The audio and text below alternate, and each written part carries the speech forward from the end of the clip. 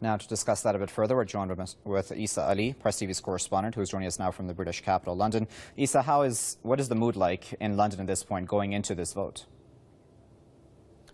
Well, many of the media outlets in London, for example, the Telegraph paper, which is a centre-right newspaper, are naturally against independence.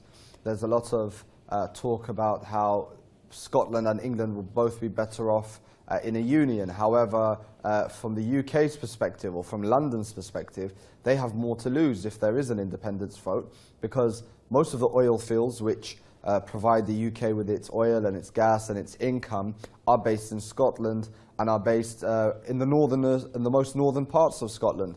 And just this morning, there are reports by academics and oil experts which say that the independent Scottish state which would arise if they win the vote would claim around 90% of the oil reserves which are in the UK, or in Scotland anyway. So in London, here in government circles, they realize what's at stake. They realize they have so much to lose. And it was an interesting point that one of the gentlemen who Roshan interviewed raised. He mentioned that this is about power. He mentioned they vote for the SNP and Labour, and yet they end up with a conservative, centre right-wing government.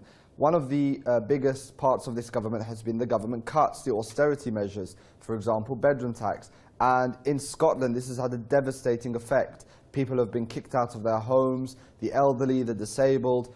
So, like gentlemen like that said, for them, they can stand on their own 2 feet. They have the wealth, they have the capabilities, and yet they seem to be getting punished for being part of this union. So, naturally in government circles in London, they have a very different view. Okay, so we'll have to leave it there, but thanks for that.